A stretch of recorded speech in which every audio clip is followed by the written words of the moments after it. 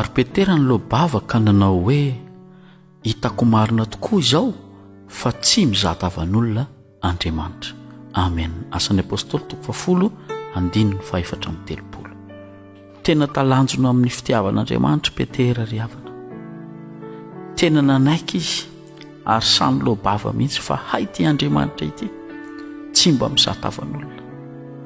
Misy fotoana ihany Petera misalasala tamin'i Jesosy Kristy, ary zany ary nahatonga amin'ny Petera ny teny tamin'i Jesosy hoe ary ahoana ny amin'ity lehilahy ity Mantsy Jaona apôstôly rehefa avy no tenitenenin'i Jesosy tamin'ny fiovaovan'ny finoany Petera.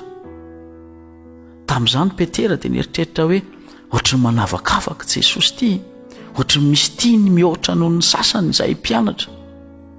Fa tamin'ity indray mitolaka ity ry havana dia tena niaiky Petera ary nilobava fa Andriamanitra dia tsy mizatavan'olona. Ianao koa zao miaino zao ty fiainana amin'ity maraina ity zao, ampahafantaran'i Jesosy ianao androany tsy mizatavan'olona zany izy. Ianao no mety mieritreritra amin'izay fandehanan'ny fiainanao ka mahatonga anao hiteny hoe misy olona dia avahan'Andriamanitra mihitsy, misy ataony miadana, misy ataony salama be, misy ataony mahazo vola be foana isan'andro na dia fa manao ratsy zao aza. Misy ataon'Andriamanitra tsy mba mandalo olana mihitsy. Fa izaho dia ataon'Andriamanitra tahaka an'izao ny fiainako. Tena mijaly, tena ilikilika Andriamanitra mihitsy, tsy mba jereny akaika. Misy ny olona na tsy mangataka aza dia ampino foana, fa izaho mitalao aminy isan'andro tao tsy ampino mihitsy. Diso hevitra ianao ry havana. Ianao ange tsy mahalala izay fiainan'ny olona hafa any, ivelany fotsiny no hitsaranao azy. Fa ny olona rehetra dia mety manana ny antony koa izy, izay hitalahoany mafy amin'i Jesosy Kristy tahaka anao mitaloha amin'i Jesosy. Ary ireny olona heverinao fa avahan'i Jesosy manokana ireny koa ary mety mihevitra fa ianao koa dia avahan'i Jesosy manokana mihoatra noho izy. Androany dia te hampatsiahantsika ny tenin'Andriamanitra. Andriamanitra dia tsy mba mizatavan'olona, fantaritsy manavakavaka anao izy. Ny fahafatesan'i Jesosy teo amin'ny hazofijaliana sy ny fitsanganan'ny tany maty dia ho ary ho anao koa.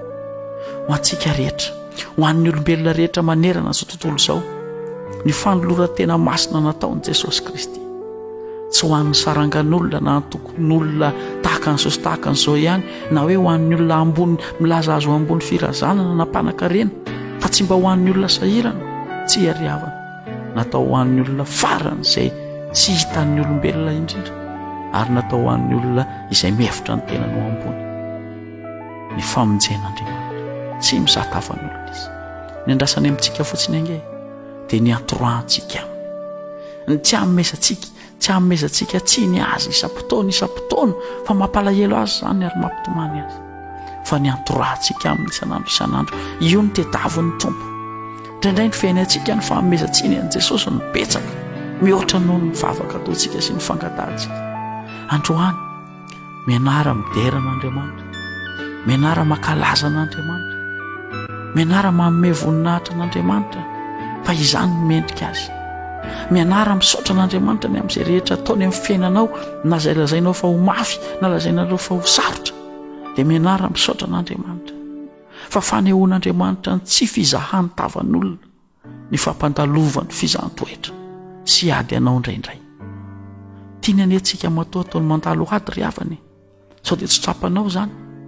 Tiany Jesosy ianao matoa mandalo olana indraindray, satria amin'ny alalan'ny ady sy ny olana no ahafahany manatona bebe kokoa anao, ampatsahivina anao hoe makanesa ty amiko ianareo izay miasa fatratra sy mavesantretana, izao ny amin'ny anao fitsara.